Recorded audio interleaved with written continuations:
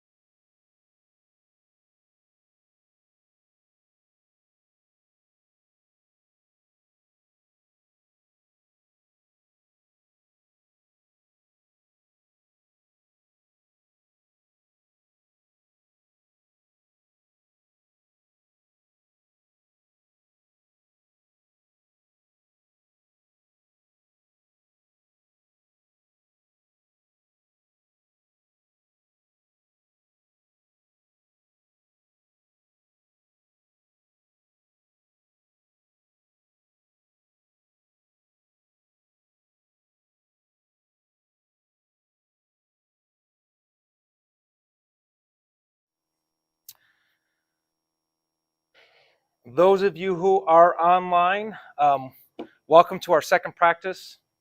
We're going to watch some plays, learn the rules, learn the mechanics, and then we're going to actually practice how to properly call it. So hopefully it's interactive. The plays we're gonna, or the rules we're gonna go out today is out, safe, fair foul, infield fly, bunt situations, appeals, and base awards. And it's not just the basic of the basic. It's what we call the 8%er plays. Those of you who have umpired a bunch of games, we're out there for 8% of the plays. 92% of the plays call themselves, and a lot of the formal basic foundation training is on the Ump app. These rules meetings, this practice is for the 8%ers. And so you get some practice before you're put into situations. All right, so the meeting set up as stated. We're going to watch a play. We're going to discuss the rule mechanics. We're going to watch the play again. As we watch the play the second time, we're going to ask you to actually call it as you see it.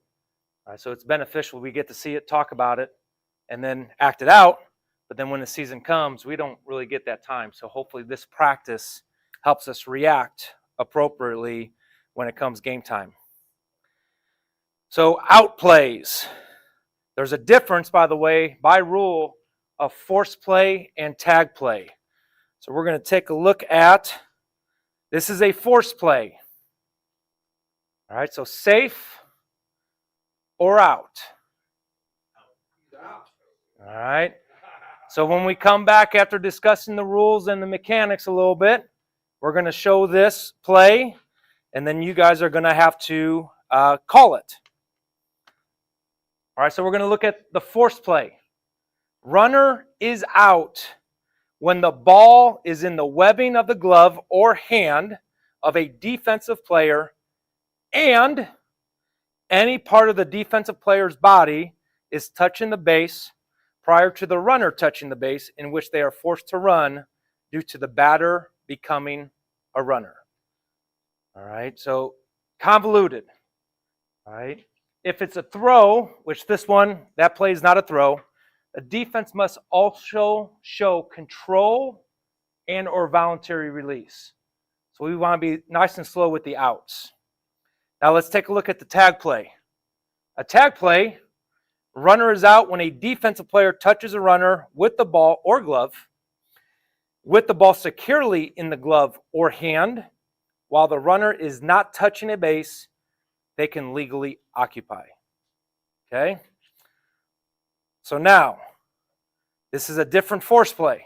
So it's not going to be the same exact play. You guys make the call on this force play.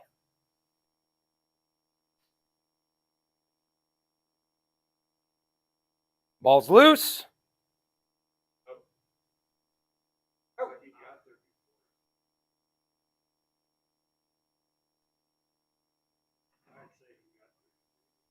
I don't have too many convincing out calls out there right now. He's out if the runner controls the ball. I can't see whether he controls the ball after he tags. He's got his right hand. He touches the base with the glove hand. So right now, he's got secure control. That's an out. So how are we going to signal this type of out? A big, strong one. Big, strong one. Absolutely. Yeah. This is a big, strong out call. Big, strong out call. Now, what do you think the offensive coach is going to say?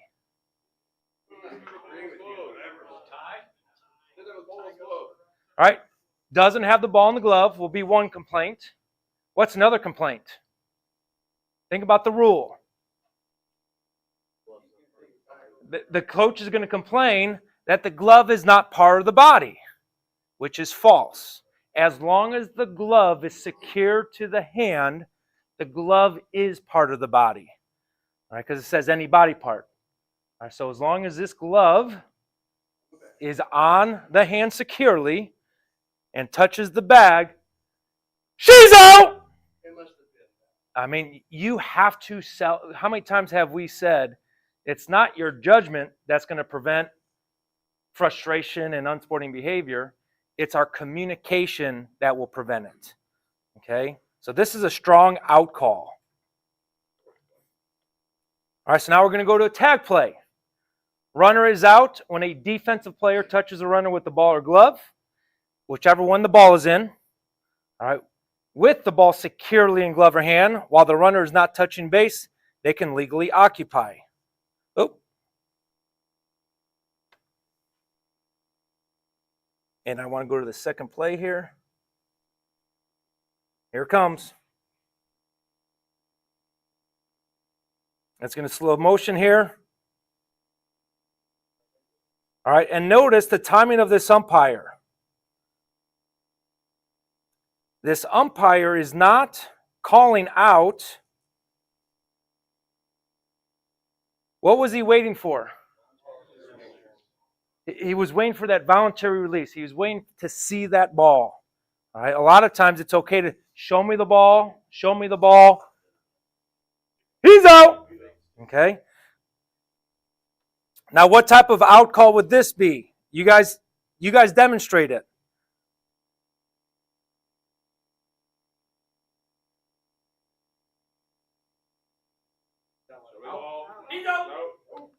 All right, so we have one person saying, show me the ball. He's out. I need instant replay. No instant replay. We do not have video review in our games. No. You have one view and one view only. Okay. Well, make the call. Okay.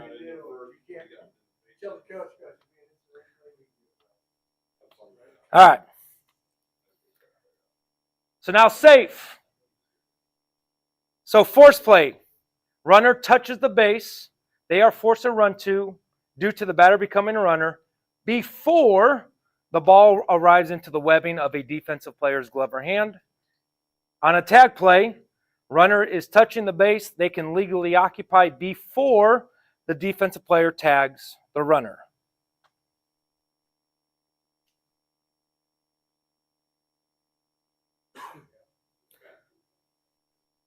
Okay, there's another one.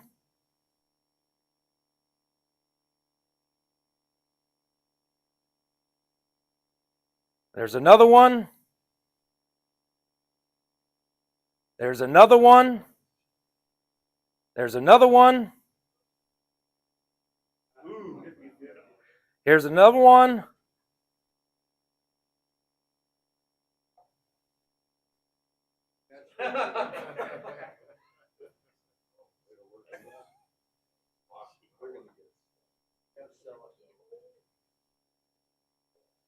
You know they're gonna review it. Now we're going to stop with this one. The baseball we work, you got to talk about softball in here in a little bit. Is that legal? No. Absolutely not. All right. Jumping over a catcher is not attempting to avoid contact. Though there's not a tag here, that's an out. I think the only level of baseball, I'm not sure about professional softball, Major League Baseball is the only level you could jump over a catcher. Every other level, you cannot jump over a catcher like that. Okay, that's a safety rule. So they must slide. They must attempt to avoid contact. Jumping over a catcher is not an attempt to avoid contact.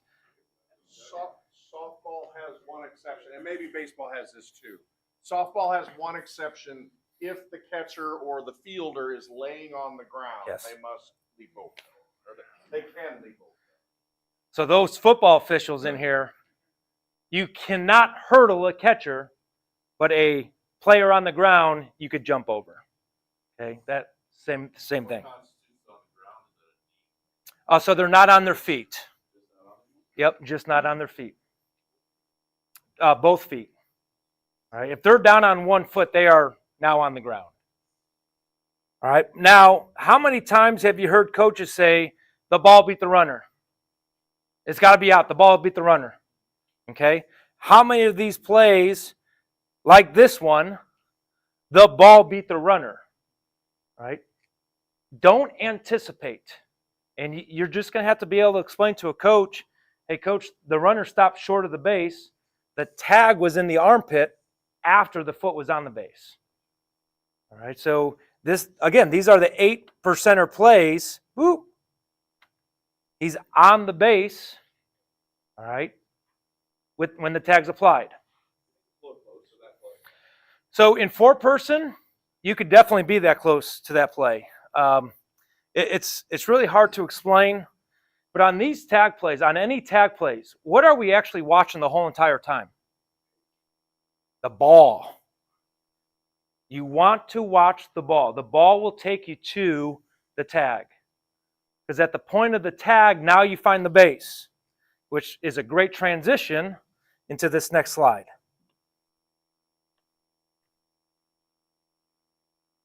Tie goes to, all right, so one says umpire, one says defense.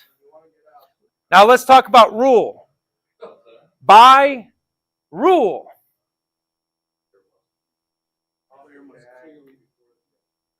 on a force play, what must the runner do by rule? All right, did this runner clearly beat the defender to the bag? So the tie goes to who on a force play? Defense, out. That's a force play. Okay, that's the force play. Tie goes to who on a tag play? The offense, by rule. That's why you want to find the tag first. On a tag play, watch the baseball. If the tag is applied, you look at the base, the runner's on the base, that's considered a tie in my book. on a tag play, safe. On a force play, out. That is by rule. And that's how you could explain to a coach. In my judgment, it was a tie at first base, just like you said, Coach. By rule, on a force play, they have to beat the defense, beat the ball. Coach, I agree with you. On this tag play, it was a tie. They got there at the same time. By rule, the defense has to beat the runner off the base. That runner's on the base at the time of the tag, if it's the same time. By rule. All right, so you have a rule book to match you up with what the coach is going to tell you. That was a tie, Sean. Love it. Now here's the rule. I agree with your judgment, Coach. Me and you are on the same page. All right, so again, these safe out plays are the 8%ers. How many of these close plays do you have in a game? 1 or 2. That's it. But when they happen, mechanics, the communication is going to help you get through the situation. So if you have an out, slow timing, show me the ball, make sure they have control, and then bang it. I don't know if they got it right, but they sold it. On a safe force play, it's right away. Because once that runner does beat the ball, boom, right away. Because that third base coach might be sending that runner that was on second base with 2 outs. The next play has to happen. Umpires, when you call safe, guess what you have to now start thinking? Where's the next play? I got to get to the next spot. All right, keep officiating. Don't doubt yourself. Boom, safe. Get to the next play, wherever that next play is. The last thing I put here is don't fly away. Has anyone done such a hard safe call, go way up in the air and you lose your balance and almost fall down? I have. All right, I'll admit it. All right, so going this way, you'll lose your balance. Going straight out, you're going to keep your balance. All right, keep your balance going straight out. That's what we mean by don't fly away. And the last thing on the safe, I'm trying to think. Nope, we don't have another play. As they're sliding in, don't call safe until that slide is over. Because how many times, yeah, they're initially safe, and then all of a sudden their momentum slides them off the bag, and now we have an out. All right? It's a very, very rare play, but if you have a timing play, that could affect a timing play at home plate. All right, so wait until you give your signal on that safe out play. What's that? Exactly. Any different safe outs? Perfect. All right. Simple rule, right?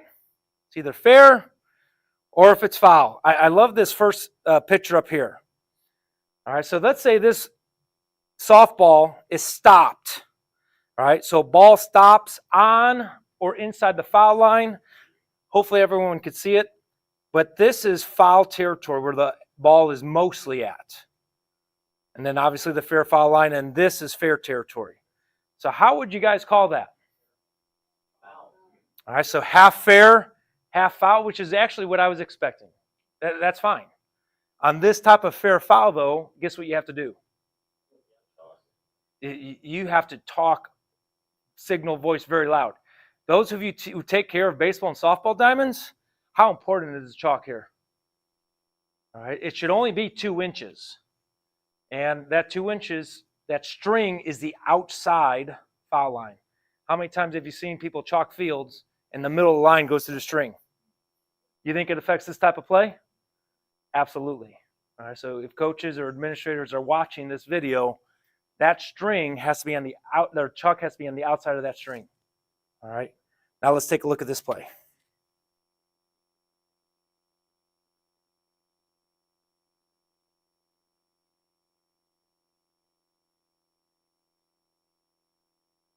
We have an awesome look here in slow motion.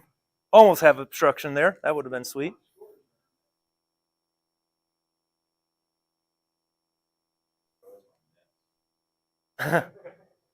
Must be my algorithm.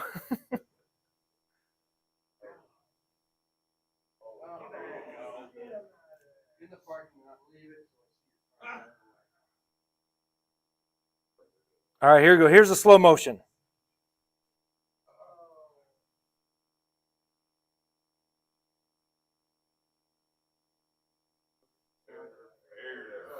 Fair ball. So any part of the ball that is touching the fair foul line, when the ball is touched, is going to be a fair ball. Okay. Say that again. As long as it's touching the line when it is touched. It's all about the ball, not the player. All about the ball, not the player. All right, so now here's a little video of bounding. So this is a ground ball. And A ground ball Uh-oh. that looks foul, but is actually fair, and how to tell the difference. could you guys hear it from up there? Most balls that are on the infield, Ted, look like it's an easy call whether it's fair or foul. But take us through what happens when a ball goes near or over the bag. This is where we need the subtitles. Appears to be foul, but for one reason or another is actually a fair ball. Yeah, a lot of times you'll see a ball, a bounding ball, one that's hit the ground. You'll see it go over the bag and end up quite a bit into foul territory, and the umpire's calling it fair. That's because as the ball goes over Could you the hear it from there? bag, if any part of this ball touches any part of this bag going over it, that's a fair ball. So you could have a ball, a left-hander that hits it over the base, head off into foul territory. That's a fair ball because the ball went over the base. So really what could happen is that the ball could bounce here off of a bat. It could bounce here, have some spin on it, and the next time it hits the dirt will be in foul territory. But if it crosses any part of that bag, it's a fair ball? That's right. That's a fair ball. Now, if the ball doesn't hit the All right, so you guys hear that? So it's bounding before first or third base. While it's in the air over first or third base, any part of that ball, in your judgment, that clips first or third base is now a fair ball. And you want to sell that as hard as you can, as quick as you can. All right, so now this next segment is talking about an airborne ball. So now it's a line drive. It's a hard shot line drive. ground, just a line drive through the air, even though it passes the base, the fair foul is going to determine where it lands. So now you've got a different thing. You've got a bounding ball that goes over a base, that's fair. You've got a line drive that goes over the base, lands foul, that's a foul ball. All right, so now a line drive over the base that lands outside the fair foul line. Now you have a foul ball. All right, throw it to a next notch, which they don't talk about here. Fair foul pole. You have a line drive that crosses over the fair foul pole inside, but lands outside the fair foul pole. What's the call? It's a fair ball home run because that ball becomes dead once it crosses that fence line. All right, so wherever it crosses on that fence line, make the call. Good luck. All right. All right. So a lot of differences with fair foul based on the status. There's 4 statuses of a batted ball. There's one that's bounding, so that's a ground ball. There's one that is line driving, so you got to figure out where does it first touch on the line drive pop fly. Touched is when a fielder actually touches it. That's what we saw in that video. Okay? And then stops. How many times have an umpire in here, you called foul while the ball was still moving before it touched anything? Don't do that. It is nothing until you call it something. Based on the spin of the ball, it can come back fair. Based on Keystone Field number 7, where the grass line inches is 2 feet difference, it could literally hit off that grass line and come back. Papio Bay number 4 is another one. All right, if you work the fields, you know. It is nothing until you call it something. You got to wait until it stops. Believe me, after working all day, you're gonna wanna make sure that ball fair so you get the run rules so you get out of it. No. All right. So now foul is exactly opposite. All right, so this ball is completely on the outside. And this player and catcher, they might be touching in fair territory, but the glove, when it touches the ball, it's all about where that ball is. So that coach might come out and say, their pitcher was in fair territory. You are right, coach. But in my judgment, the ball was over foul territory when the ball was touched, and by rule, that's a foul ball. All right, I got a pretty cool video here. We're not going to watch this whole, uh-oh, did it not save? Dang it. All right, it was a 21 pitch at bat, and 15 of them were foul balls, and it didn't save. Dang it. Oh well. Mechanics, fair ball, no voice.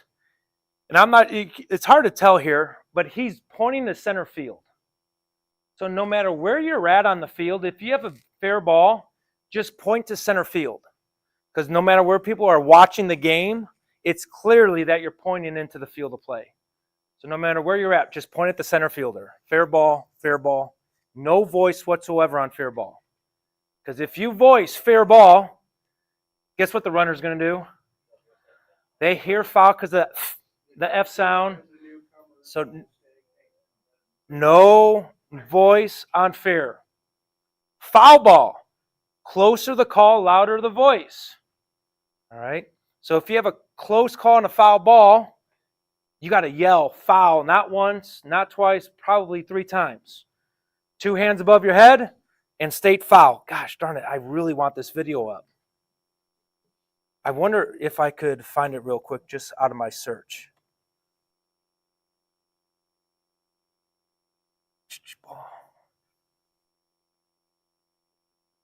Foul ball.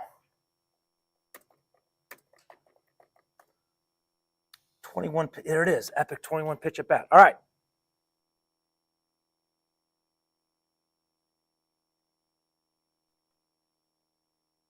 As these plays happen, you guys make the calls. All right, here we go. Good. Good job.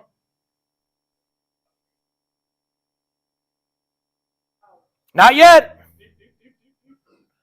Foul ball. Wait until it touches something. Timing.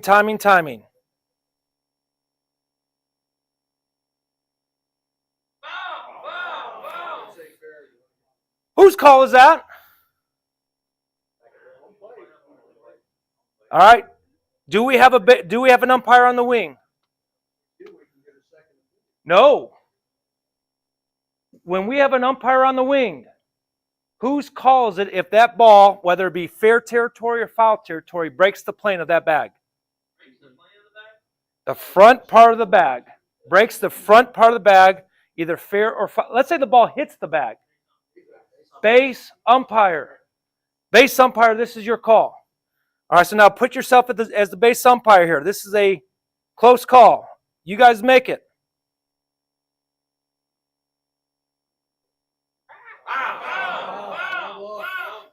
All right. Notice how the different. I mean, this is a Division I umpire, SEC for crying out loud. All right. Foul! So now, 2 days later, when that umpire is working the plate, you don't think coaches are going to remember that confidence? You have to own that call. If you are on the wing, base umpire, you have that ball that breaks that front. It's what we call glass plane. That is your call. That's why we stand in foul territory. If it hits you, it's foul. Okay?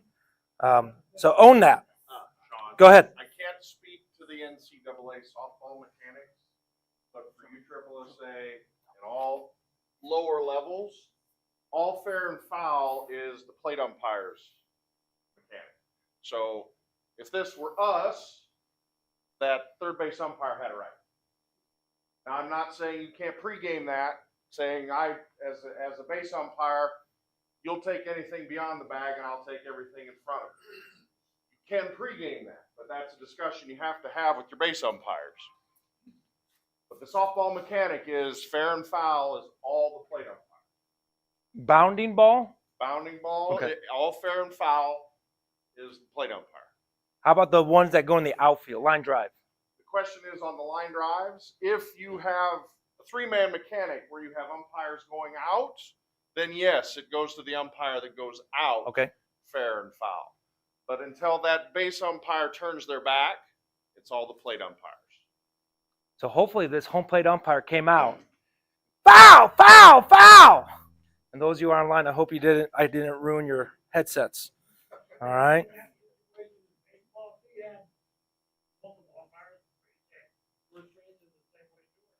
Yes. Yep.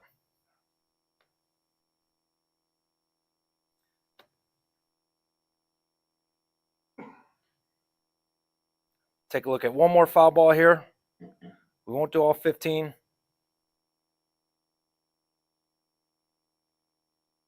All right. Why did the plate umpire go with the ball there?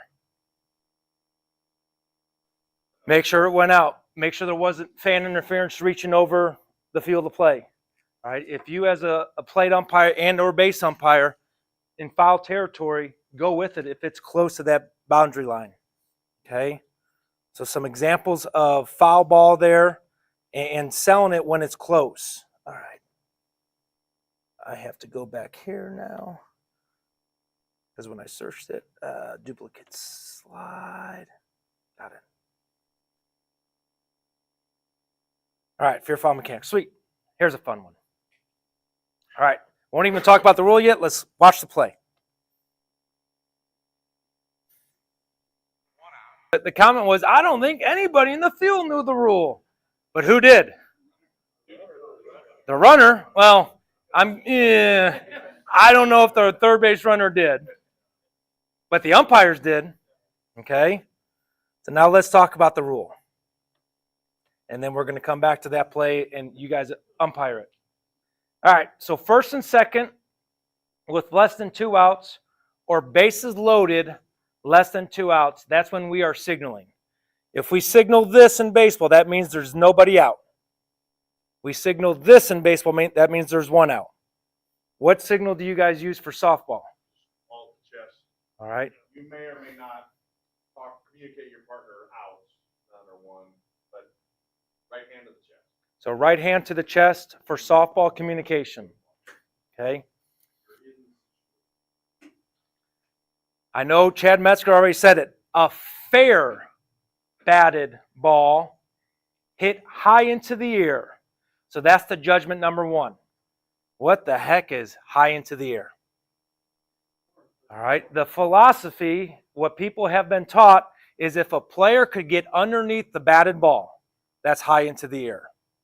If they're sprinting in their glove, their webbing is underhand, that's not high into the air.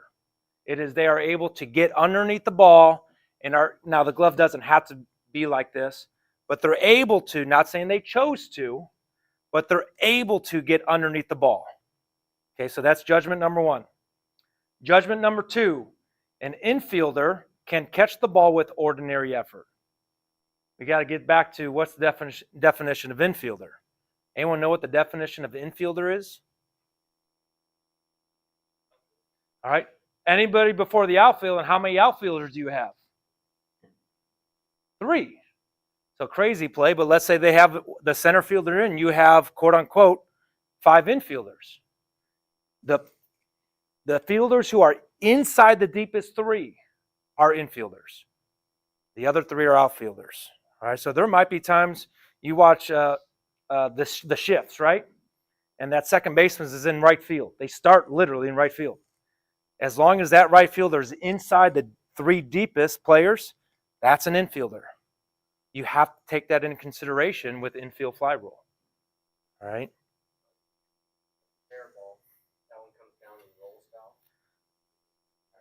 Infield, the question is, we'll replay that, but let's say it lands before first and third base fair, is untouched, rolls foul ball.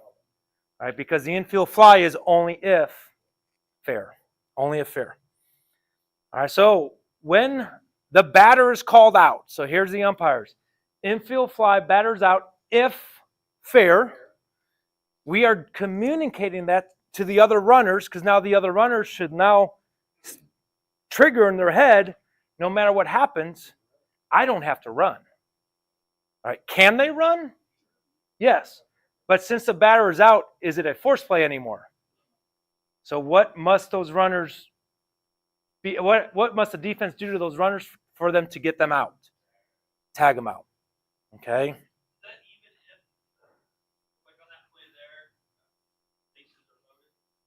Yep.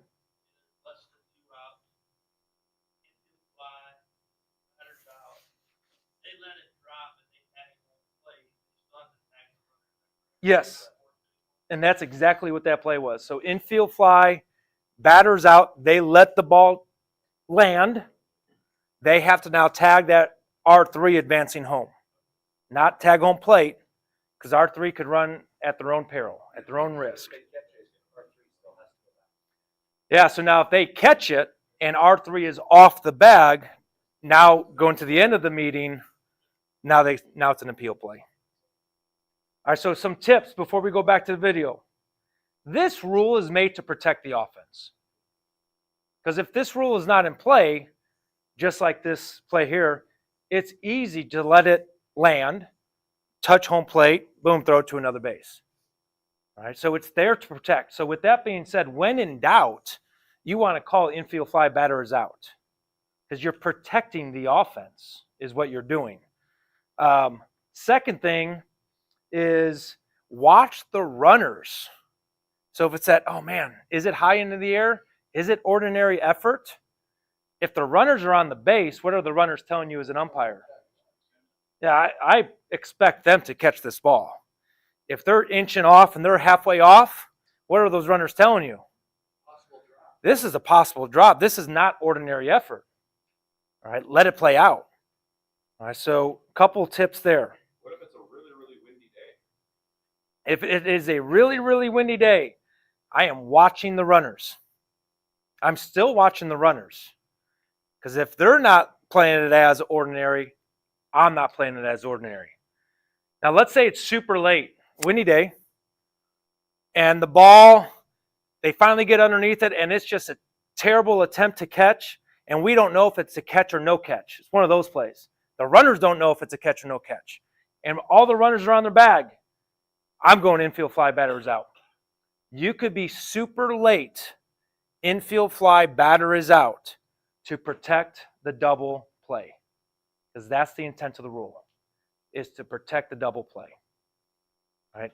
And I think there's there's the picture. Look how close this softball is to that player's glove. All right? You could call it that late. You really can, by rule. Now the next question is, because we have this play that we're going to call drop ball versus landing ball. Has anyone seen a player drop the ball intentionally? Okay. So dropping the ball intentionally means there is contact with the glove or body part. All right, so they literally let the ball come down to the ground. If they do that, automatic, dead ball, automatic, time. Because guess what the fielders are trying to do? They're trying to get the runners off the bat because they think they have to be run. All right. So nope. Actually, an intentionally drop ball is anytime. Okay. Anytime there's a force. Correct. And the batter is always going to be forced. Well, but I mean, if Yep. any other runners are forced, Correct. is a requirement there, and less than 2 hours. So if they intentionally drop the ball, dead ball, time, batter out. All right, batter out. All right. Now, if they let it land, there are some coaches out there that might have a play called fire. All right. And what that coach is trying to let the players do is, hey, get around the ball, let it land right in front of you. That is not against the rules. They can let it intentionally land. All right. Well, then once it touches the ground, boom, touch it. Now they're looking at the runners. All right, because they've heard infield fly, batters out, fire. Now they want the runners to advance. They know they have to tag them out. Okay? All right, so let's all call it here. We are all, come on. 1 out. Here's the pitch. Bond swings and hits a pop-up.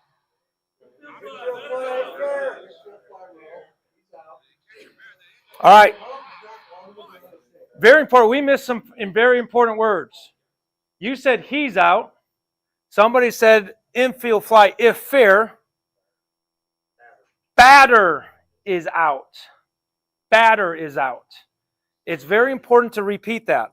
So now you guys are all going to be base umpires or home plate umpires.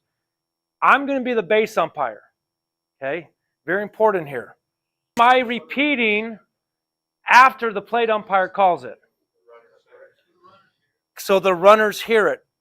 So the calling umpire, whoever's the calling umpire, has first shot at it.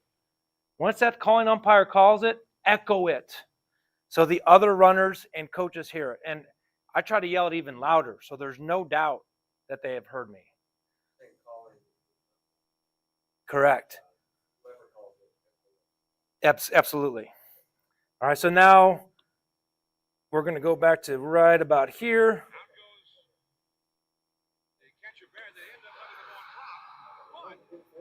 All right, so see how the umpire pointed to the center field once it was touched. We have a fair ball. This runner does not have to run. Since he is, the Montreal Expos have to tag him out. And he scores. And then they're yelling at the umpire. So.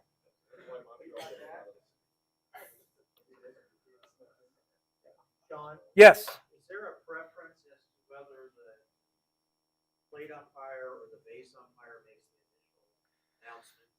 So it's not a matter of preference, it's a matter of mechanics. All right, so baseball, we'll talk baseball first.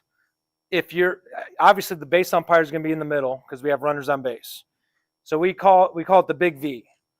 So shortstop, second baseman, left fielder, right fielder, staying in their position or coming in is going to be the base umpire.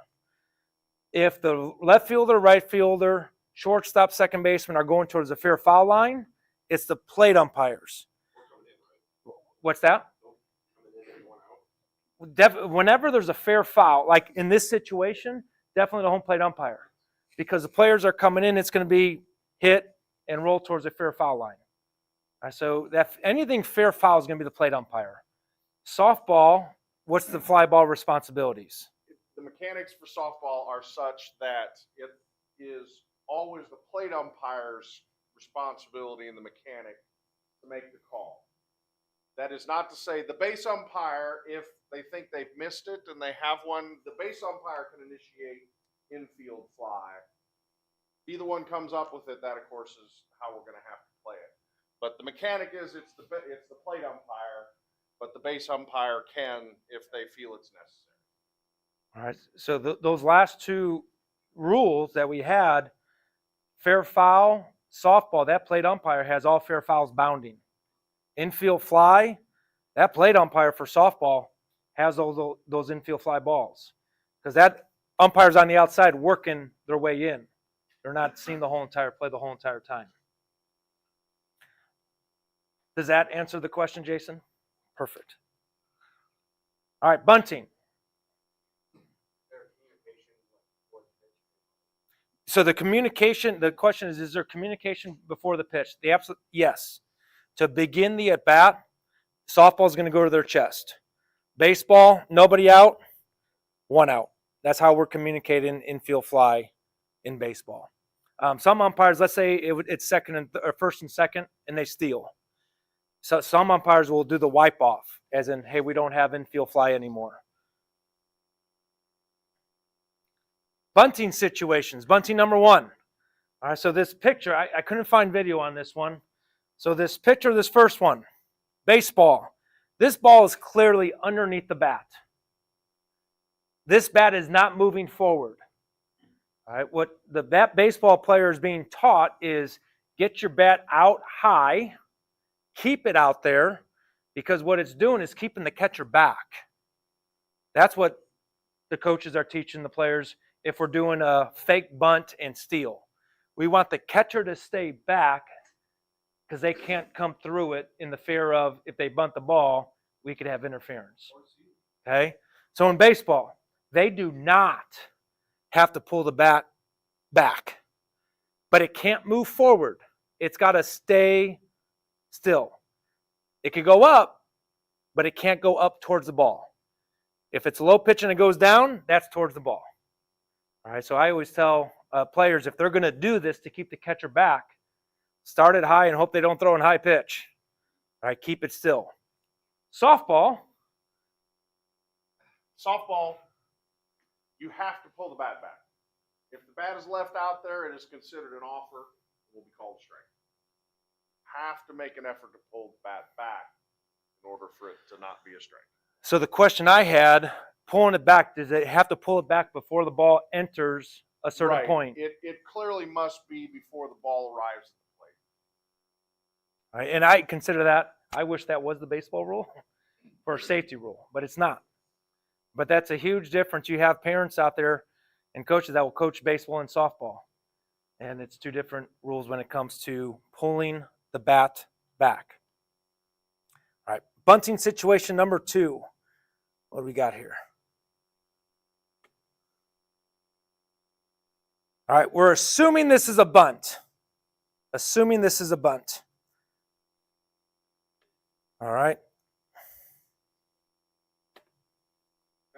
What do you think? Let's say this is a bunt situation. Look at that front foot. What do you guys think? All right. Does it look clearly in front?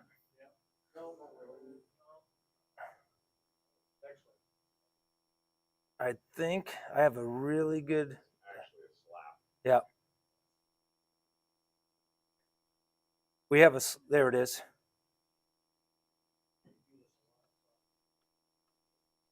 Look at that. Her whole foot is completely inside the box. Okay. It is amazing on when we work games and the players, whether it's baseball or softball, they slap hit or that lefty, right? They step forward. Make it huge. All right. You got to make it huge. So this umpire did call it.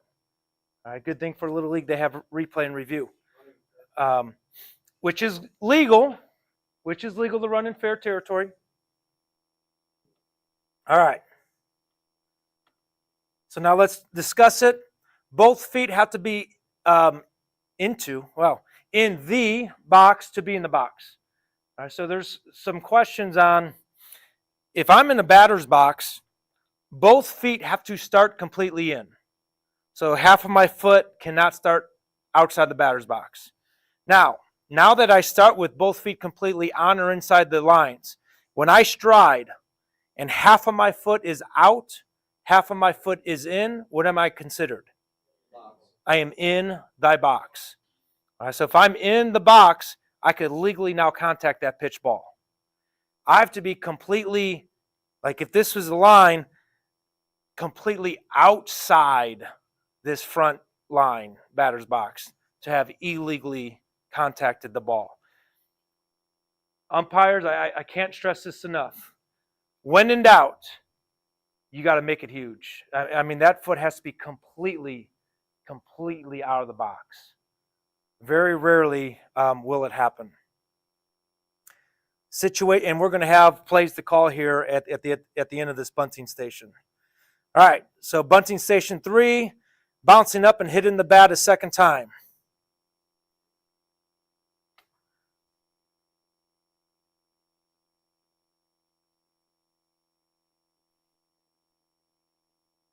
All right, so here's another look. So this is going straight down, coming right back up.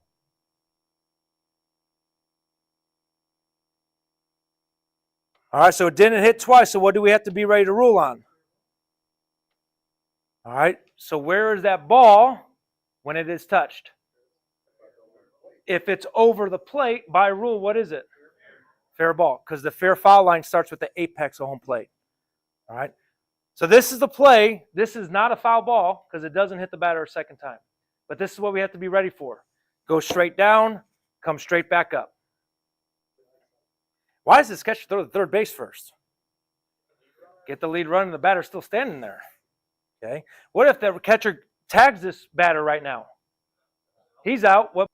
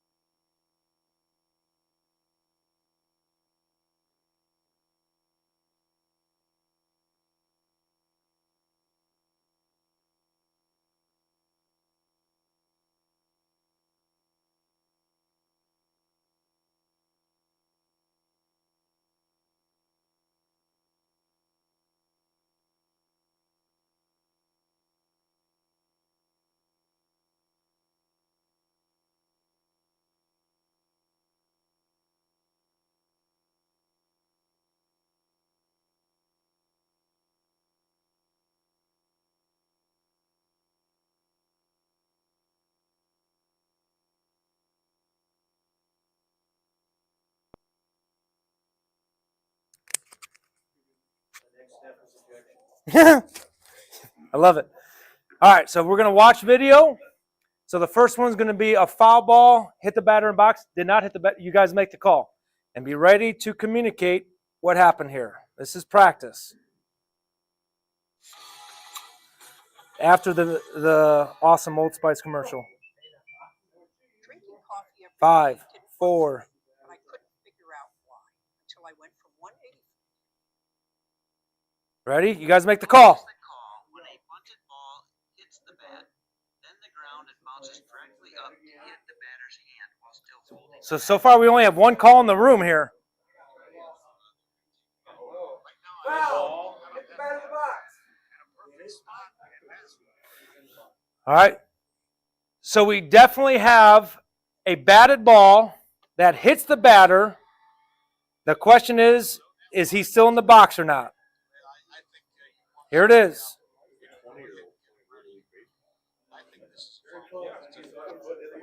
Yep. Time! Foul ball! Hit the batter in the box! Okay. Was the ball over fair territory? Yes.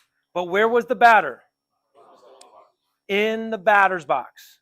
All right, so the crazy thing is about baseball and softball, right? All right, we have a touched ball over fair territory, but an exception, if it's with the batter in the batter's box, now it turns into a foul ball. Okay? Again, we have to clearly communicate this. This is a very tough call.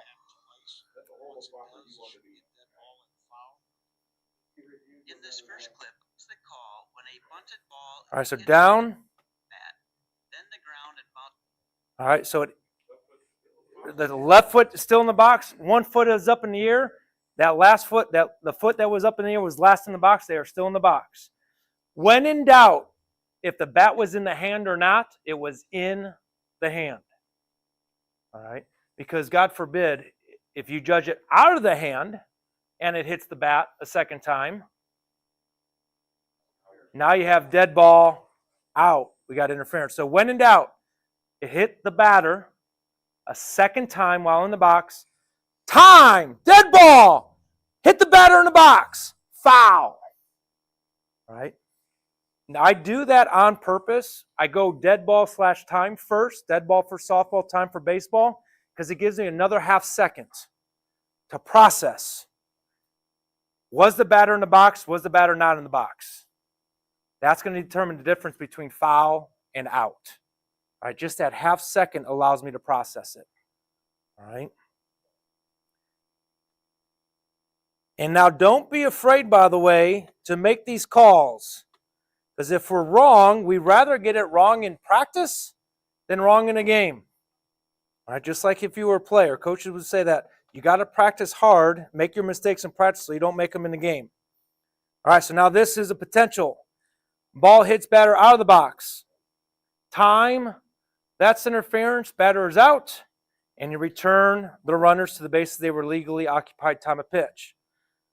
Watch the video and practice, make the call. Maybe. Here we go.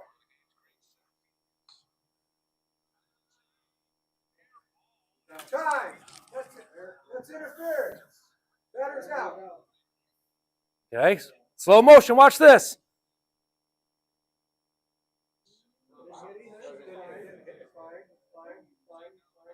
Oh, hit it in the arm. Oh, he's still going. All right, so now we'll rewind it. Now we saw the whole thing here. Now call it.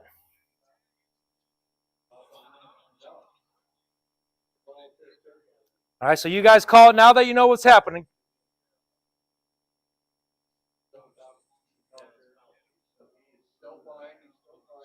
Time. Foul ball.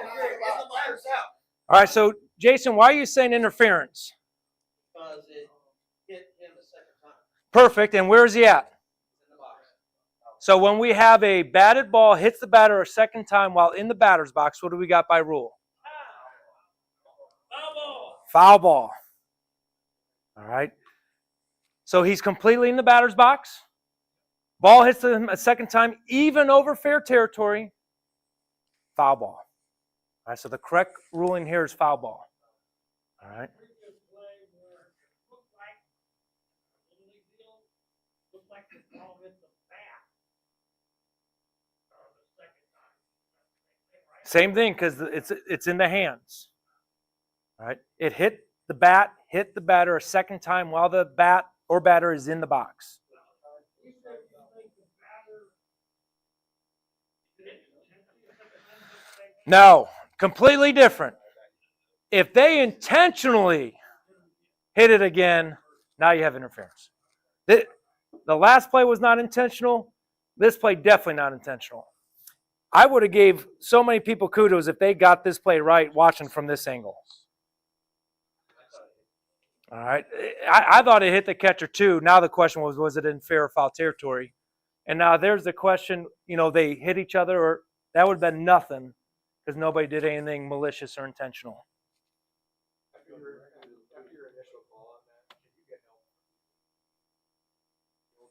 All right, so the question is, after my initial call, so my initial call was out, okay? Can I get help from my partners? The answer is yes. Now, I don't know how a base umpire would be able to see that, but you can. Yeah. Yep. All right, here comes the next one. All right. Number 4, batter contacts a legal pitch while outside the box. If this happens, if it happens, time or dead ball for softball. Illegally batting a pitch ball, batter is out. Return runners back to the base they were at when it was the time of pitch.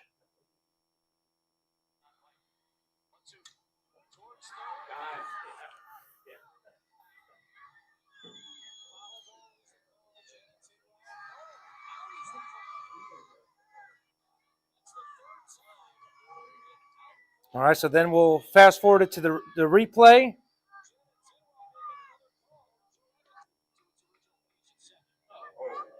Time!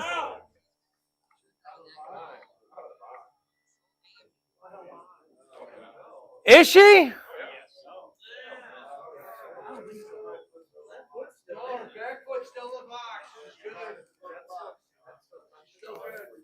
All right.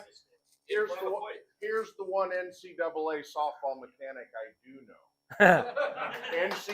NCAA rules are different for in the box.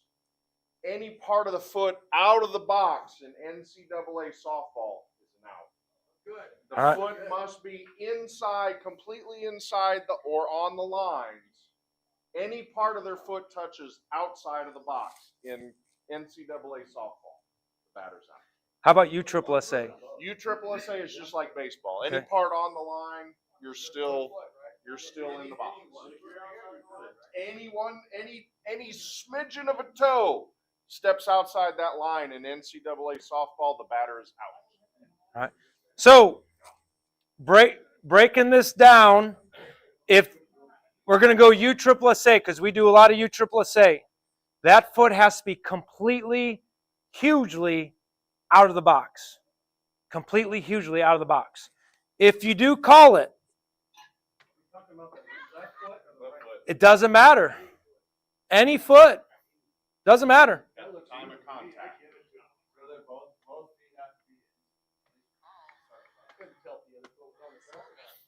It doesn't have to be.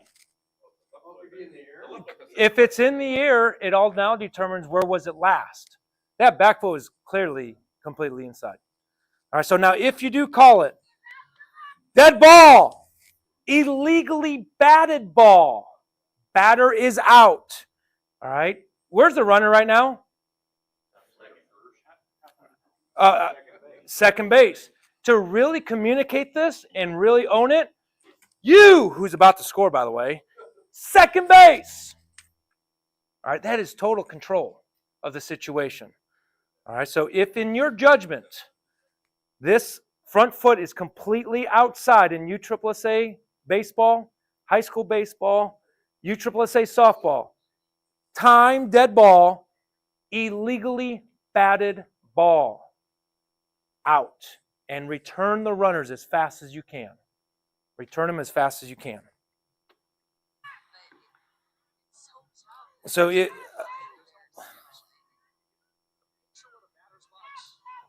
I mean, make it huge. No, that's a great question. So the question was, what if the ball goes foul? Does it matter? No, because the infraction happened when they contacted the illegal pitch. That is the moment that they became out. All right, next one, appeals. There's two types of appeals. Batting out of order, leaving the base early. All right, it's very difficult for us umpires for majority of the games we work with batting out of order because typically what don't we get before a game? We don't get lineups. I'm not asking you to get lineups. We're not doing that. But if we tell the coaches at the plate meeting, if there's any questions about the lineups, we're going to ask them to bring the lineup cards to us. All right, so the first one is batting out of order here. Must be appealed before the next pitch/play unless the offense initiates the play. So an offense will initiate a play because they know they're in a wrong. All right, and they want to get that runner on third base home before that third out because they know they're going to be called out. So if that happens, all right, they could still appeal that out. What's that?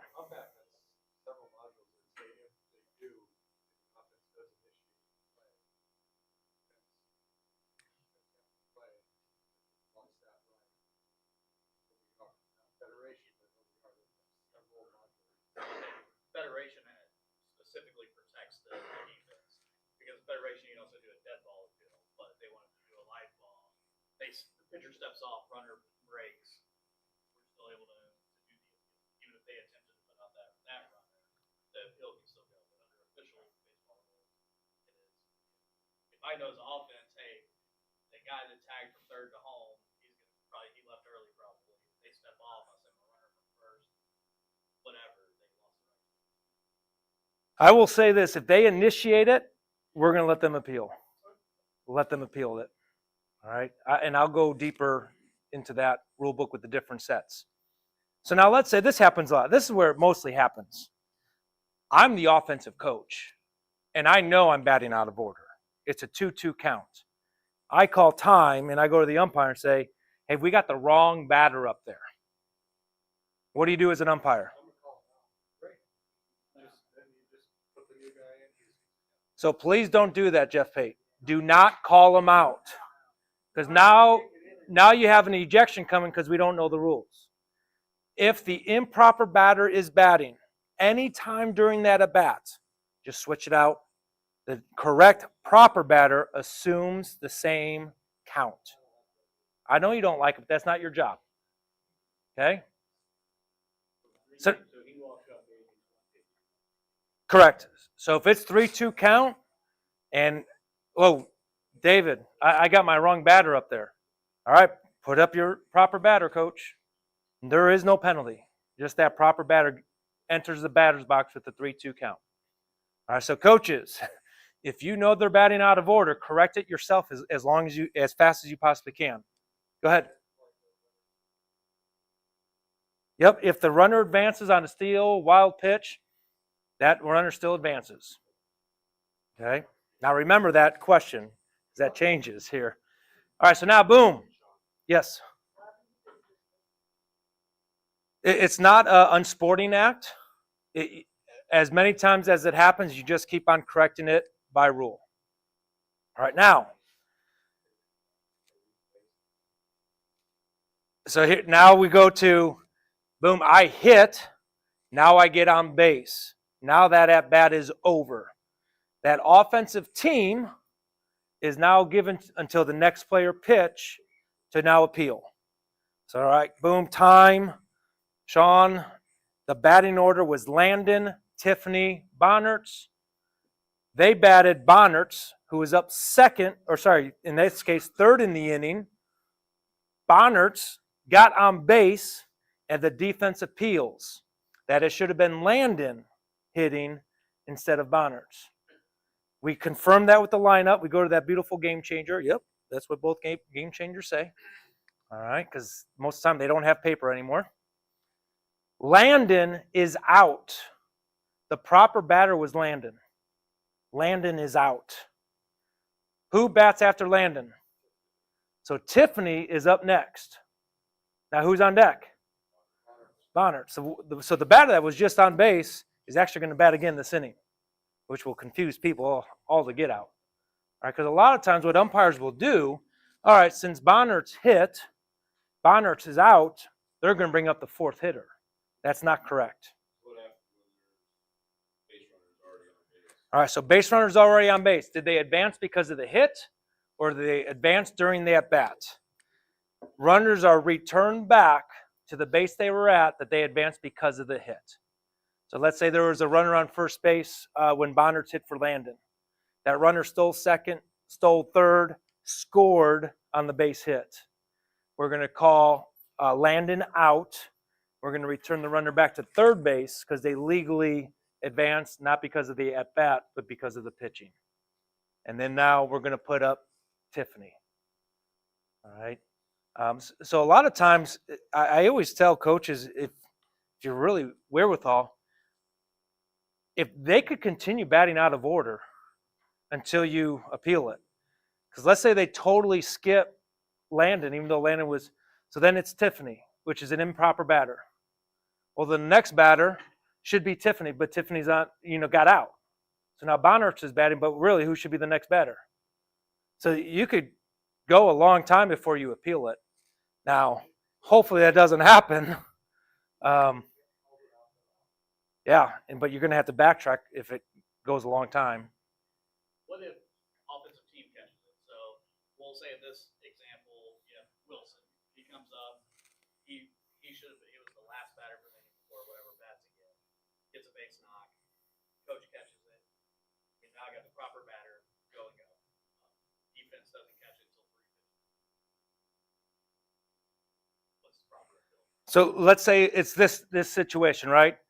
Bonner's gets on base. Okay. They don't appeal it. Guess who should be the next batter? The one after Bonner's. All right, so now if I catch it after that first pitch, whoa, Blue, we're batting out of order. What do you mean you're batting out of order? Well, Bonner's, our number 3 hitter, actually led off the inning. He got on base, so our proper batter should be our number 4 hitter, Hunnell. We're going to bring up Hunnell with a 1-0 count. Okay, sweet. Now they're in proper position. So then you go, what the heck do we do with Landon and Tiffany? Yep, holes in the lineup. Next time up, they have to hit before Bonner's in order. All right. So that is what the offense could do to avoid that next inning appeal. There is a video, I think it was, who's a Mets fan? It was the Mets, where they did it like 2 innings after it had started. And they went all the way back and got the out. Correct. You can't appeal the last batting out of order. But if, like I said, if we don't catch Bonner's and they continue to bat out of order because the player after Bonner's is not the batter. Then softball would be different. Because if Bonner's comes up and it's supposed to be Landon, Bonner's makes it on, nobody appeals. One pitch happens to Wilson or whoever the 4th hitter is. Once that one first pitch goes to Wilson, Wilson is the official spot in the lineup, and they're skipped. But you can't ever go back. Correct. But that's what I'm saying. If let's say Bonner's gets on, and they don't catch it, and Tiffany is hitting properly. Tiffany's hitting properly. After Bonner? No. She's hitting second. Yeah. Oh. So who's going to be next after Tiffany? But Bonner's is on base. By rule, it would be Wilson. All right. In the softball. And then there's another pitch. Bonner's becomes a normalized batter, so the next proper batter would be. No, but the offensive coach would have to be. Correct. But no, Tiffany would be the proper batter. If Bonner's batting and another pitch occurred and nobody appealed prior to that, Tiffany would be the proper batter. Because it should be the one after. But I'm not appealing that until when? Not till the pitch is thrown. No, if you want to appeal it, you have to do it before the next play. Correct. Okay. See how confusing appeals are? Bonnerts is on base. I don't catch it in time. I'm the only team that can appeal is the defense. So I'm the defensive coach. Bonnerts is on base. Correct. The proper batter should be who? After Bonnerts. But they bring up Tiffany. Yeah, but I'm not appealing it then. Why am I not appealing it then? Because they're just going to get the proper batter, Wilson, who's a fourth hitter. Again, I'm going to keep on laying them bat out of order as long as I can until I get my free out when they get on base. Because I missed it my first opportunity. I missed it.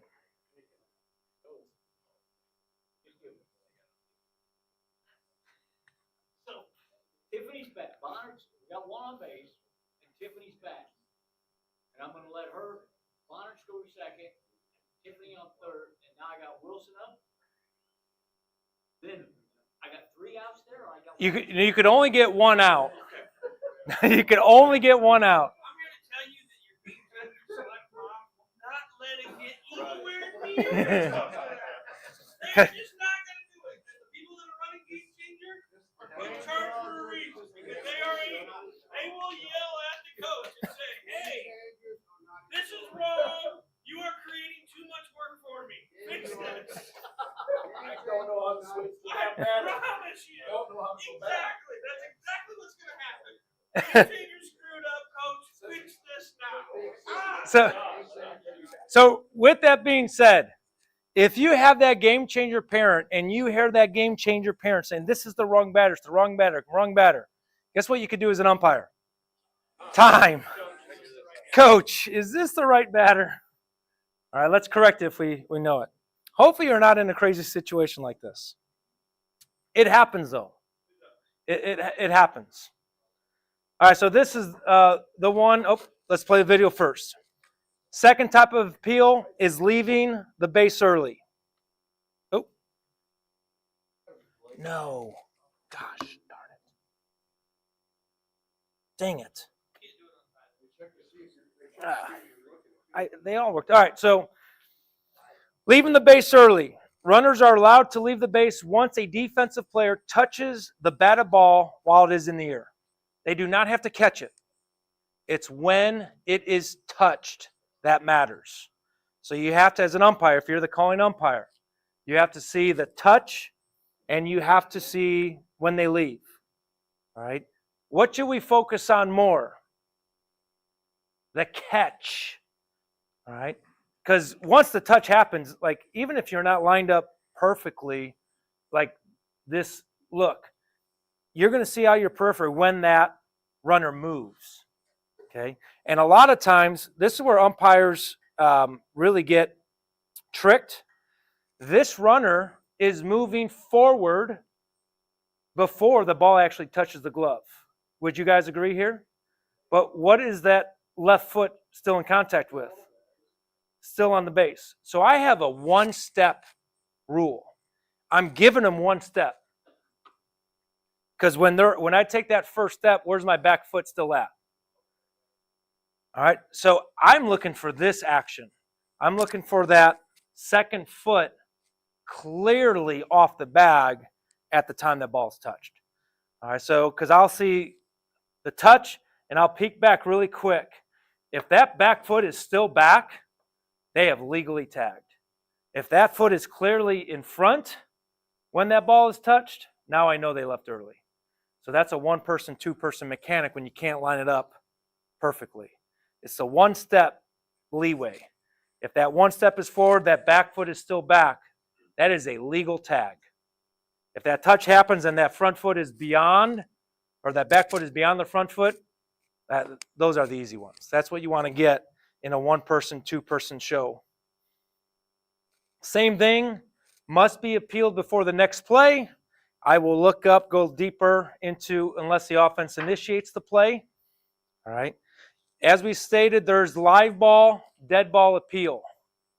All right. For whatever reason, Let's say it's only a runner on third base and the ball's thrown out of play. What's the status of the ball? It's a dead ball. So now they can't appeal it until the pitcher gets the ball, steps on the rubber, steps off, throws it to third base. Now there's a live ball appeal, so that center fielder, instead of throwing home, throws straight to third base. Third baseman catches it, steps on the bag. It is willful and deliberate. They stepped on the bag. Everyone knows what they're doing. That's now an appeal, and we make the call. When I say willful and deliberate, if you have multiple runners, all right, and they just throw it in, shortstop catches it, and just so happens accidentally steps on second base, is that an appeal that the runner on second didn't tag? No, do not call safe or do not call out whatsoever. They have to willfully and deliberately tag the base. Hey, they left the bag early. Yeah. Walter. So for the appeals, we talk about putting it. I've seen it happen. So we put the ball back in play, the pitcher balks when he steps off. So that's going to nullify the appeal. Correct. A balk is a play. So now that appeal is nullified. They cannot go back and appeal. A balk is a play. Correct. Tell the pitcher, relax. Take a deep breath. Well, we walked through the appeal and the poor kid walked off the Poor kid. Was there anybody else on base? Okay, I was about to say the balk, you still have to have a runner on base. Okay.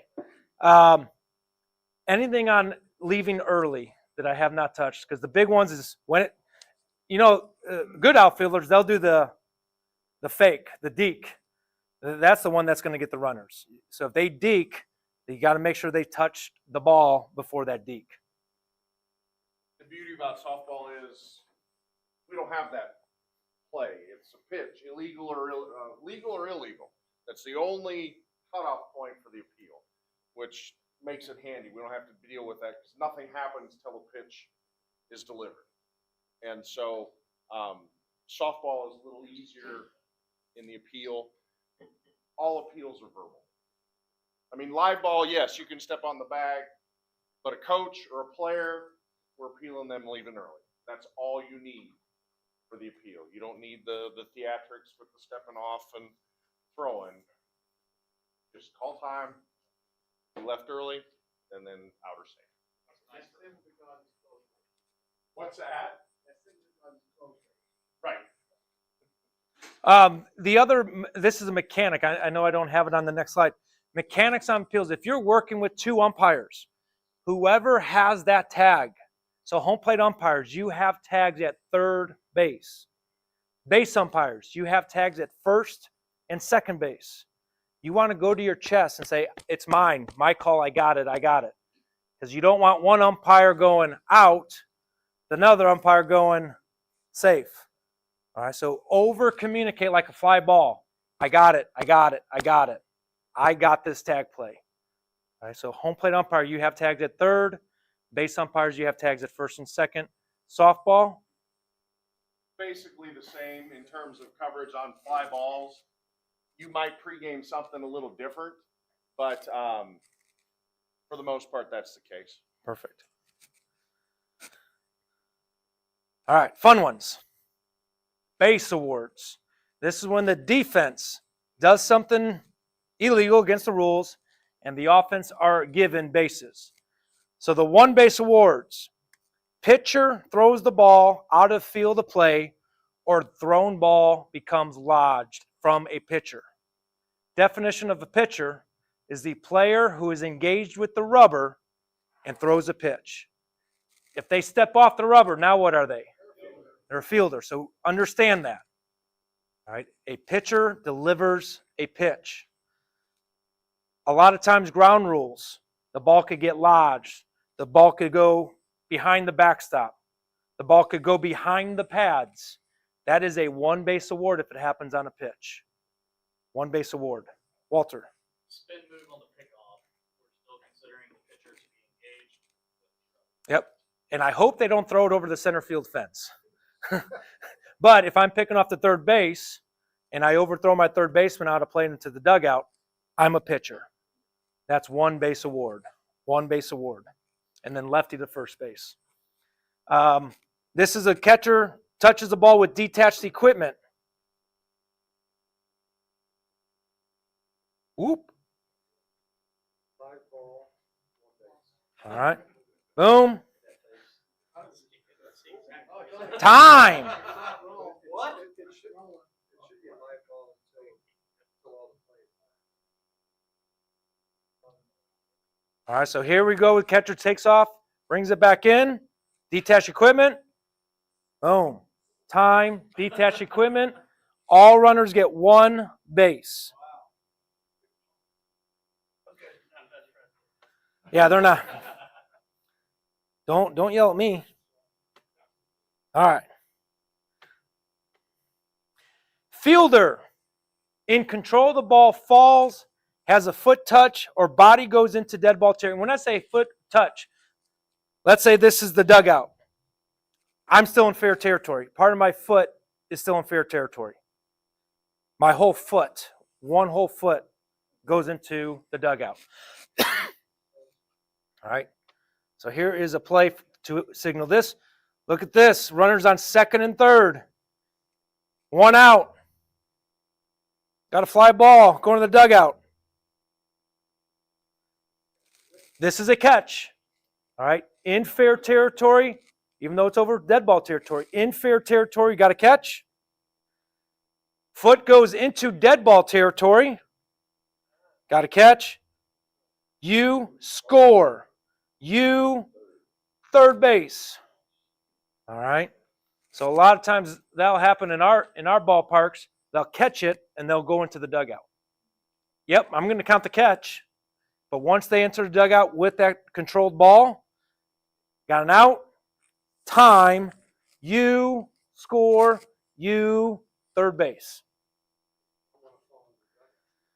You don't want to fall. You don't want to step.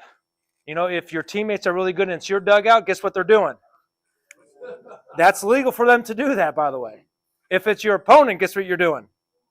You are not pulling them, but you're getting out of the way. All right. Don't let them pull them into their dugout. I'm not gonna allow that. 1 foot completely in the dugout. It has got to be completely in the dugout. Any difference in softball with that one?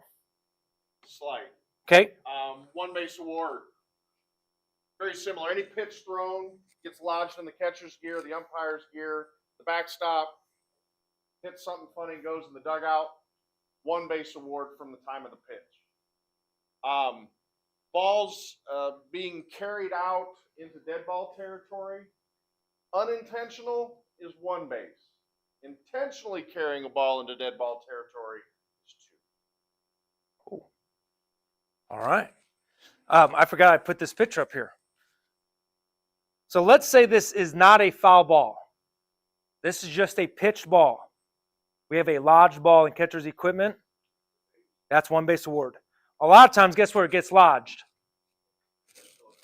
Into the catcher's equipment. That's why coaches, you want to tell your catchers, make sure that chest or the protector is tight to your body. If it's loose on the side, that ball goes in. They have to reach inside their equipment to pull that ball out. That's lodged baseball. If it's out of sight from the runner, that's an advantage. They don't know where the ball is. They don't know if they should run or not. So catchers, make sure that equipment is tight.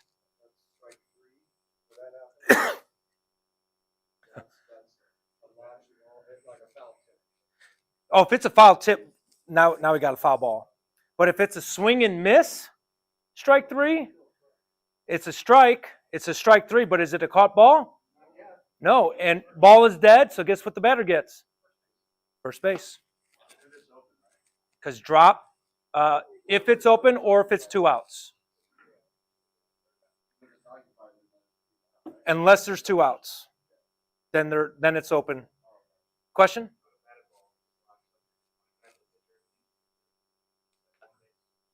Yes, it is. Yep. Same would be like the Lester play too. They already like the ball lodged into his glove. Like a ground ball? If it's a line drive, okay. Yeah, so ground ball, then they would have to throw the glove to the first baseman to get the out. Yep. Because ball and glove is just get rid of the glove. Hot potato. Jersey, dead ball. Yep. All right. 2-base award. I'm a Cubs fan. So this happens a lot. All right. Fielder throws the ball out of the field of play. So thank you to Walter Durson for sending me this play in. Plumlee to the plate, the 3-1, laid down a bunt, it's a good one, third base side.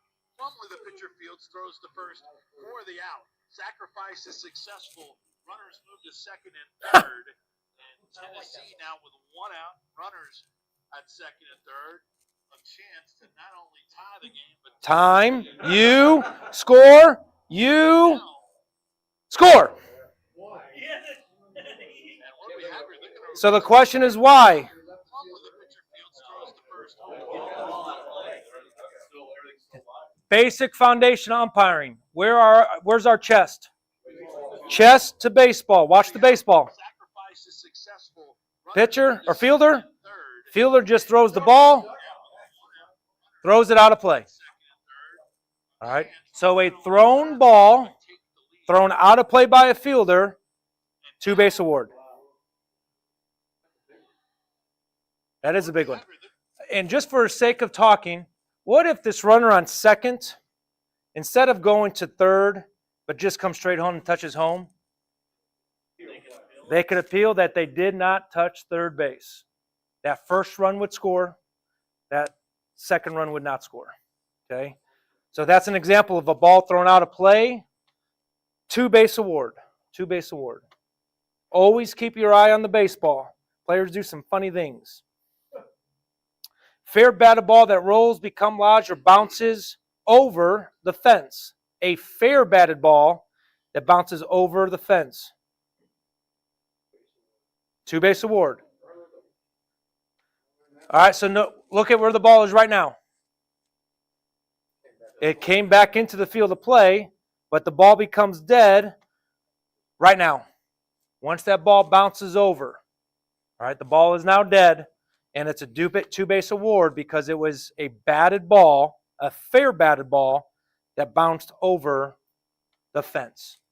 Even if it bounces in fair territory, we have a fair batted ball. Then it bounces over the side fence.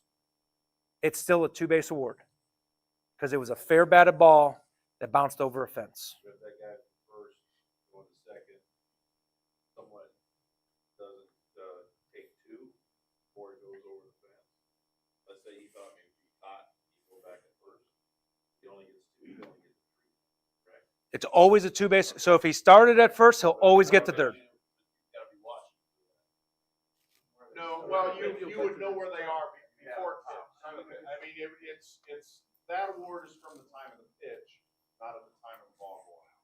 Even if you can't tell if it rolled underneath the fence or not. Doesn't matter, it's still a ground rule double, you can always move runners back.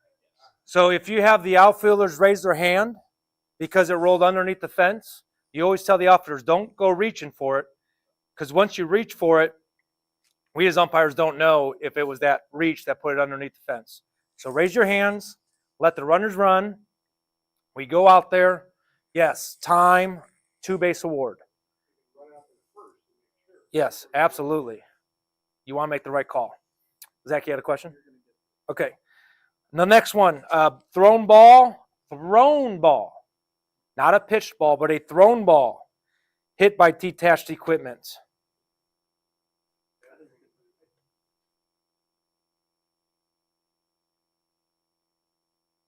Whoop. 2 bases. From the time that happens, this is not time of pitch. All right? So the time, oh gosh, I pressed the wrong button, sorry. Where's the runner that was on first base? He was on second base. Where's the batter runner? So where are we putting the batter runner? Where are we putting the R1? Home. All right, so it's from the time of the touching with this detached equipment. All right, so that's the importance of this play. Detached equipment does have to touch it. Just them attempting is nothing. So if the catcher's face mask is laying on the ground, the ball hit the detached equipment. The equipment did not hit the ball.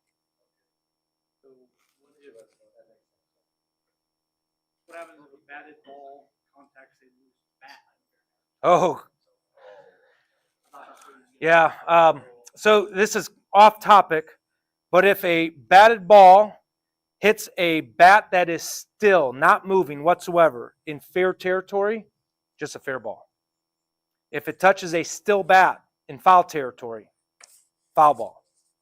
If the bat is moving and the ball is moving, it is out. The bat has to be completely still to avoid interference. All right, so that's not a base award.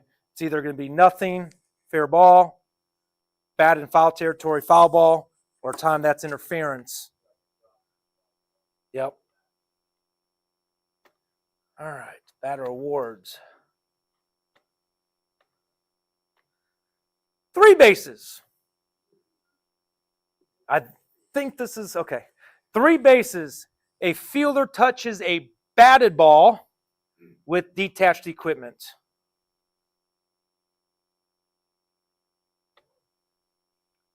I want to make sure I get to the right spot in this. Come on.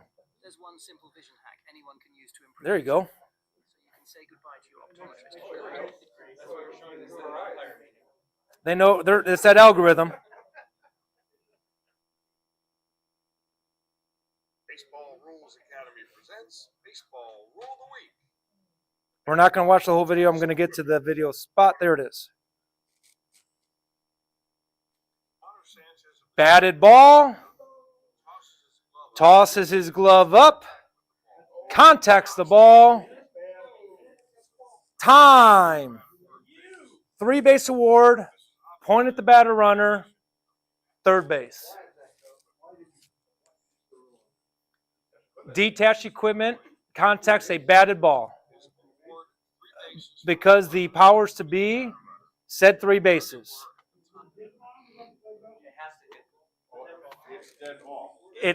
Dead ball, and it has to hit the glove. Now, what if, do I have it? Oh, yeah. What if it's the center fielder who throws their glove up in the air, and in your judgment, it would have been over the fence? Boom. Time, home run, 4 base award. All right, I don't have a video of that one.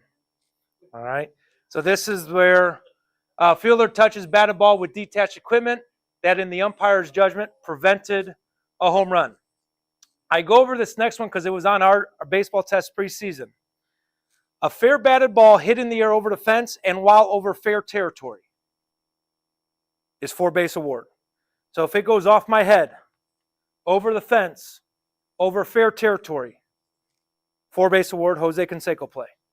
Same situation, goes off my head, goes over the in fair territory, touch, fair ball, goes over the fence, over foul territory, 2 base award. Okay? All right, so a fair batted ball that bounces over the fence, rolls underneath the fence, goes in the ivy, or goes over the fence in foul territory, 2 base award. All right? But yes, there could be a home run that goes off of somebody's glove, somebody's head.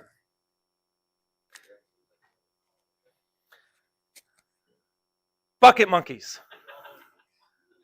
All right? Bucket monkeys. Any rule that is not specifically in the rule book, guess who it goes up to? We as umpires. All right, so really this rule is in the rule book because it states equipment that is not able to be out of the dugout must be in the dugout. All right, but as I keep on saying for the past 12 years, I'm not going to change these bucket monkeys at one sweep, and I don't want you fighting buckets every single game you go out there. All right, it's not worth the hassle, but we have to cover the rule. Arthur.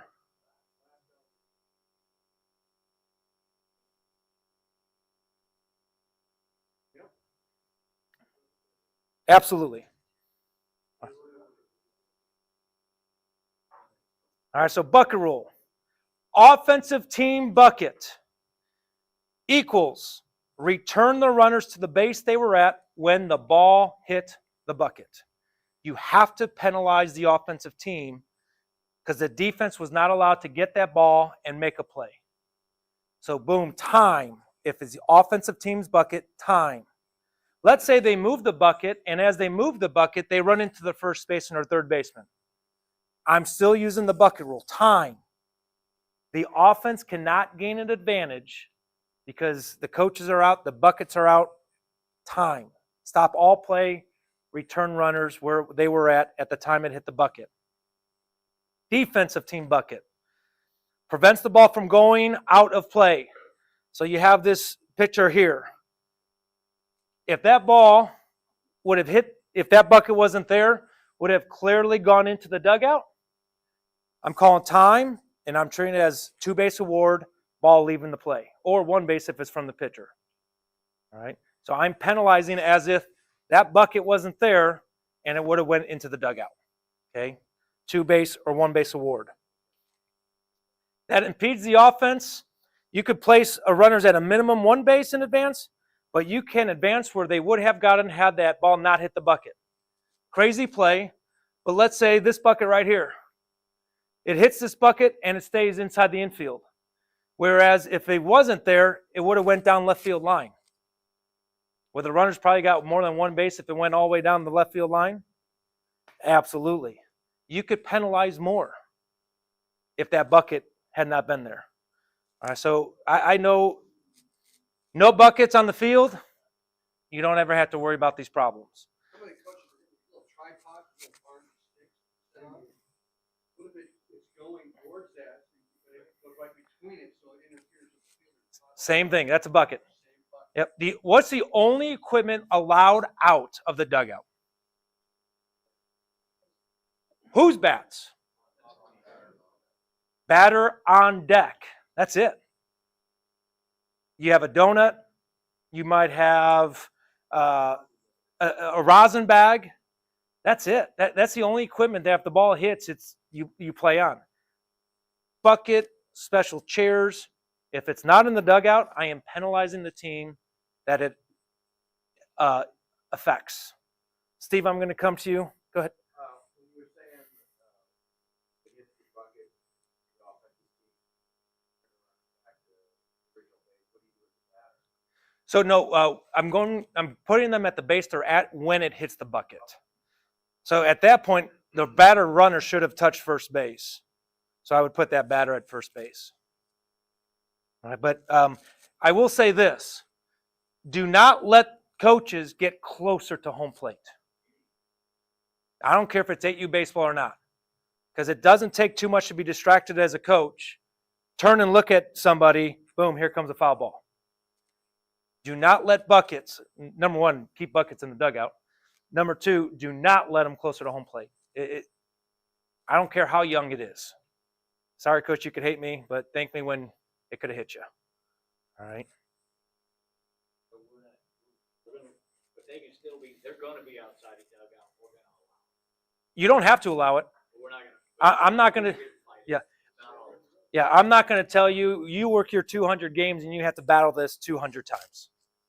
Now, if you could work with a coach, hey, coach, just want to remind you, like Arthur said, you're at risk with this bucket out here. All right? To avoid that risk, coach, I would prefer you be in the dugout. Some coach, oh, yeah, cool, thanks. But I'm not going to say, get in the dugout.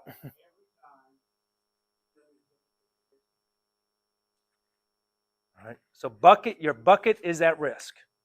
Sometimes the coaches will try to pick the bucket up and run the other way. That's interference. As we just said, that is interference. If they impede the opponent, interference. If it impedes them like if they have to change direction because of the coach moving, immediate time. All right, so mechanics. I oversell base awards. I love it. I love awarding bases. I don't know why, I just do. Okay? So time for baseball, dead ball for softball. You got to stop play. So if you do multiple sports, when you call time or dead ball, guess what you're doing? You are getting people to listen to you. You are getting everybody's attention that you are now on front stage of Broadway. You are the star of the show. Tell the story. Thrown ball, out of play. Pitched ball lodged. Detached equipment. Explain what happened. Now award the bases. All right, you always want to start with the lead runner. All right, so if there's a runner at third, I'm awarding third base runner first. I'm awarding second base runner next. I'm awarding R1. If there's a batter runner, I'm awarding them last. You want to do that because if the batter runner, it's a weird play, if the batter runner got to first base, but for whatever reason, because it's a line drive, pop fly, and the fielder didn't catch it, R1 who started on first is not at second base yet.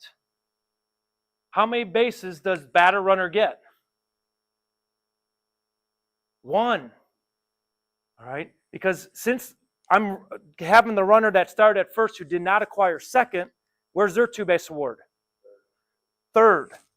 All right, so if they were already at first, the batter runner, I can't give them 2 bases, can I? You can't. Yeah, you can't force a run home. All right, it's a weird play, but that's why you always start with the lead runner. Award the lead runner first. If you're really crazy, when you start watching spring training coming up here, when you're seeing games, practice these mechanics as you see them. Don't wait for the umpires to do it. Call foul. Award the bases. Call interference. If you practice it before you see it in a game, when it happens in a game, you're ready for it. All right, these are 8% plays, 8%ers. Has everyone seen all these plays before umpiring yet? All of them? All right. Most of them? All right, anybody not registered with the Google form yet? All right, you want to get out your phone. If it doesn't work on the screen, Zach Hunnell did make QR forms here.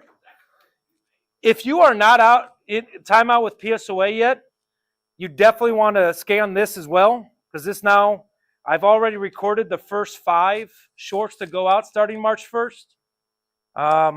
So you definitely want to do this to get on future communications. The last thing before I bring in Brandon Scher, our last umpire certification course is Monday, March 4th. We have room for 10 more umpires. All right, so if you want to be part of our leadership program team, at the end, a meal is provided 4 o'clock to 9 o'clock. If you want to attend, I don't have it on here, send me an email and I'll send you the registration form. All right, so if you have attended this course already, stand up. If you've attended the course already, so Matt, Landon, Tiffany, Sweet, these umpires, just because they made this course does not make them the best umpires. I'm sorry. We're not the best umpires. Stay standing. Stay standing. If you are working with these gentlemen, guess what we are expecting them to do? Help you, give you feedback, learn together. This is peer mentoring. All right, so this certification course is giving you the information of how to mentor the mentor. All right, so start recognizing these certified umpires because they're out and about. They're going to be working games. They are there to help you. All right, so thank you for attending the certification course. Thank you. We have 5 signed up already for the next one. We're looking for 10 more. My goal is to have 40 certified umpires throughout the season out there helping other umpires. So if that fits your mold, join, register, and do it.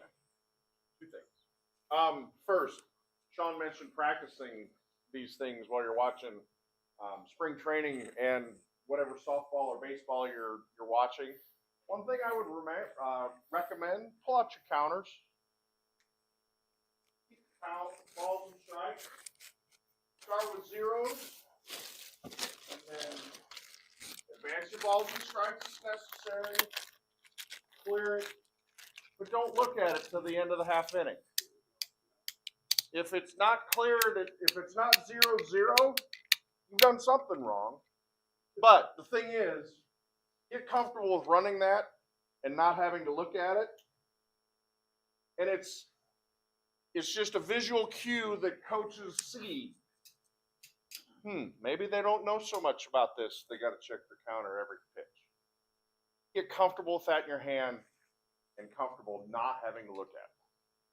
Second thing, softball umpires. Next Saturday, or this coming Saturday, the 24th, at either 8, 10, or 12:30 at the Omaha Sports Complex, we are having an umpire clinic for softball umpires. The first half hour will go over softball pain points in terms of rules. The second half hour will discuss 1- and 2-man mechanics. And then the third half hour, we're going to observe the indoor tournament that's going on at that very time, and we'll see those mechanics in action. So if you have any interest in working softball, come join us. 8, 10, 8, 10, and 12:30. It'll be about 90 minutes, and so, but any one of those, it's going to be the same thing 3 times, so you only have to come once. But any one of those, just show up. Don't need to be in uniform. Just show up. Brandon, sure, come on in. No. What's that? Yes. Brandon? Okay. All right, so do you have black shirts as well? All right, so if you are looking for anything you can imagine, as Brandon said, he's got USSSA umpire shirts out there. Make sure you visit them. You could get all the pricing out there.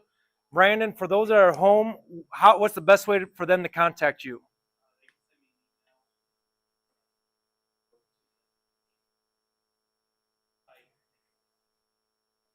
All right, so A and B activewear site, or email Brandon Scher, and then you could get umpire shirts, USSSA umpire shirts from Brandon Scher here locally. What's that? Regular ones as well. All right. So with that being said, 6:46, that ends our practice today. Those who came out in person, thank you. We'll be in the same room next week going over the intangibles. We're going to go over plate meeting. We're going to go over illegal pitches. We're going to go over balks. There's other intangible, illegal equipment, and then how to manage unsporting behavior from coaches, players, and fans. The intangibles next week. Thank you, guys.